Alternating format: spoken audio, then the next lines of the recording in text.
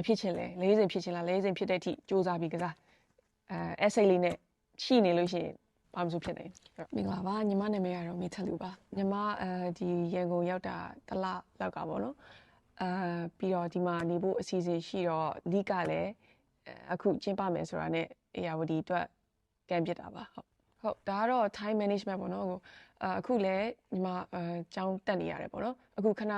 နောက်တစ်ပတ်ထဲမှာတော့ break ခဏရှိမယ်ဒါပေမဲ့လကုန်ကြလို့ရှိရင်ပြန်စမှာဒါပေမဲ့အခုကကြတော့ summer အတွက်ကြတော့ online ကနေတက်လို့ရတယ်အဲ့တော့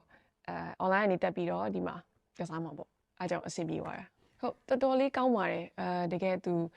နိုင်ငံတနိုင်ငံတွေကမဟုတ်ဘဲနဲ့နိုင်ငံ၃နိုင်ငံလောက်ရှိမှတင်တယ်သူတို့ခေါ်ထားတာအခုလိုပြည်ပကကစားသမားတွေလာတာရောပြည်ပကကစားသမားတွေနဲ့ကစားခွင့်ရတာရောနှစ်ဖက်စလုံးအတွက်အကျိုးရှိတာပေါ့နော်အဲ့တော့တော်တော်လေးကောင်းပါတယ်တခြားအသင်းတွေကိုလည်းဒီလိုထပ်ပို့လို့ဖို့လည်းတိုက်တွန်းပါတယ်ပေါ့ဟုတ် excited ဖြစ်တယ်ပေါ့နော်ညီမတငယ်ချင်းနဲ့အဲ့လိုလေးစင်ကတ်မှာတော့အဲ့လိုအချင်းချင်းတော့ခွဲကန်နေကြပဲဒါပေမဲ့အခုလိုတကယ်ပြိုင်ပွဲမှာဆိုတော့ဘရင်ခုံမှုကောင်းတော့ပေါ့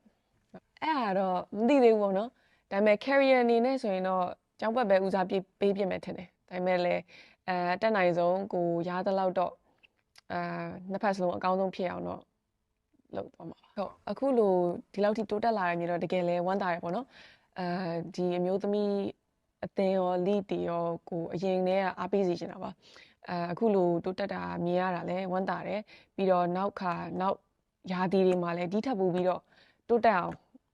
အကုန်လုံးအားပေးဖို့လဲပြောချင်ပါတယ်လို့ဘာပြောချင်လဲဆိုတော့ကစားချင်ကစားလို့တခြားဘာမှမတွေ့နဲ့ပေါ့နော်ကိုကစားစရာရှိရကစား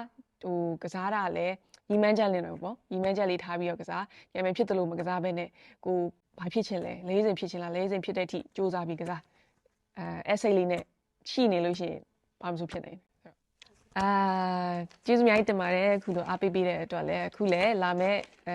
2026ရာသီအတွက်လည်းအကုန်လုံးကို